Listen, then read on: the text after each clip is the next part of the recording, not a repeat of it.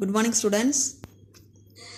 In 12th standard computer science, the last class we have started list lesson and we have seen how can you add an element in the list, for deleting an element, how can you generate the series and so on we have seen. Now in this class we are going to see some important list functions. Other important list functions, about that we are going to see. Some built-in functions are there. About that let us see now. First function, copy function. What is the use of this copy function? It returns a copy of the list. That's all. You can take one copy using this function. Syntax for this, list.copy. List.copy. It is a syntax for this.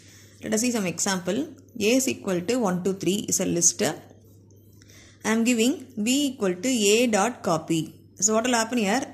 This A will be copied and it is stored in B also. That's all.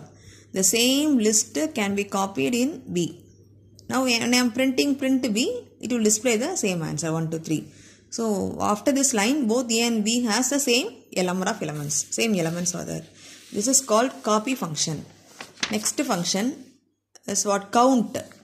What is the use of count function? In my list, suppose I have given same element many number of times. So in that particular time, how many occurrence of that element, how many times the number of same element present, that can be given by count function. So what is count function? Returns the number of similar elements present in the list. Number of same element present in the list, how many times it is present, that can be given by count function. Syntax, list.count of value. List.count of what value you want to check, you can give it here. Example, A is equal to 1, 2, 2. Now the 2 occurs 2 times.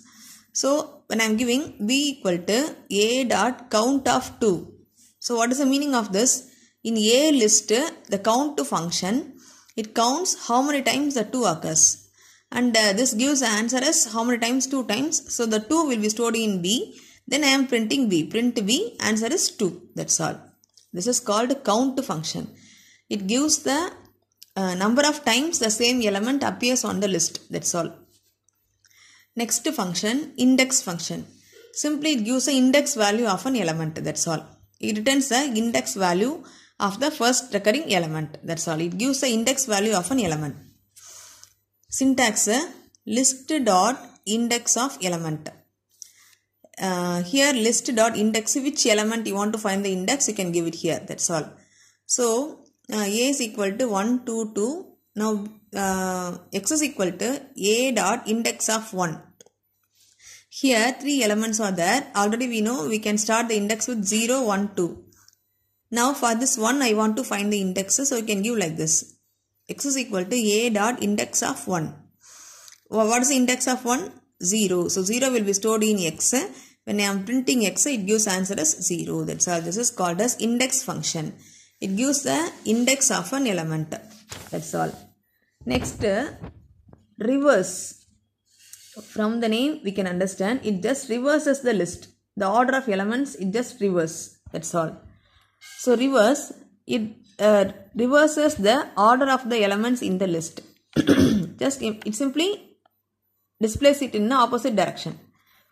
Syntax, for example, list.reverse. That's all. It is a syntax. Example, A is equal to 1, 2, 3. I am giving A.reverse. What will happen here? This reverse function will reverse the list and once again the reverted list is stored in A again. So print A I am giving, it will display the reverted list, reversed list you can say. Output is here 1, 2, 3, here 3, 2, 1. This is called reverse function. That's all. Next function, sort. Already we studied, sort means arranging in some order, ascending order or in descending order. It simply sorts the element. What is the syntax for this? List.sort. Here there are many arguments are there. They are optional only. If you need, you can use it. Reverse equal to true or false. When I am giving reverse equal to true, it represents descending order. The default order is ascending order. Reverse equal to false means ascending order. That's all. K is equal to my function. If you want, you can give like this. If the reverse is true, sorting in descending order. If the reverse is false, sorting in ascending order. The default one is ascending order. That's all. Now, this sort will affect the original list. It's a very important thing. The original list will be there. After sorting, the original list will be affected. This is called sort function. Let us see the example. A is equal to Bharati, Chitra and Abhi. 3 values I have given. Simply I am giving A dot sort. Here there is no need for the arguments. It is not compulsory. It is optional. A dot sort I am giving. Next print of the sort function will sort the data and stores the answer in A only. So when I am printing A, the sorted values will be printed. That's all. So next, Abhi, Bharati and Chitra. It is the answer after sorting. Next, suppose I am giving A dot sort reverse equal to true. In descending order, if I want to sort, you can give like this. Now A has a value ascending order. A dot sort reverse equal to true. If I am giving like this, what will happen? Sort function will sort the elements in descending order. It is stored in A. Now I am printing A. The data element will be printed in descending order. Chitra, Bharati and Abhi. That's all. This is called as sort function. Next, still some more functions. Very easy functions are there. Let us see. First one is what? Max. It returns a maximum value in the list. That's all. In the list, it has many elements. The maximum element can be written by max function. Syntax, max of list. That's all. So, A is equal to 21, 76, 98 and 23. I am giving print max of A. So, this max function will find the maximum number in a list. It will give that as an answer. That's all. So, max of A I am giving. What is the maximum value? 98 will be the answer. This is called as max function. Similarly, minimum function. What is the use of minimum? It returns a minimum value in the list as similar to max. The syntax, everything will be same. There it gives a maximum number. Here it gives a minimum number. Returns a minimum number in the list. What is the syntax for this? Minimum of list. That's all. So, A is equal to some value I have given. Print minimum of A. So, what is the minimum value? 21. It will be printed. That's all. This is called as minimum function. Minimum will return the minimum value in the list. That's all. Next, sum function. What is the use of sum function? It simply returns the sum of the values in the list. All the elements in the list will be added together and it can be displayed using the sum function. Sum function returns the sum of the variables in the list. For example, first let us see the syntax for this. Sum of list. Sum of list. This is a syntax. For example, A is equal to 1 to 5. I am giving print sum of A. So, this sum function will add all the elements in A and it gives an answer.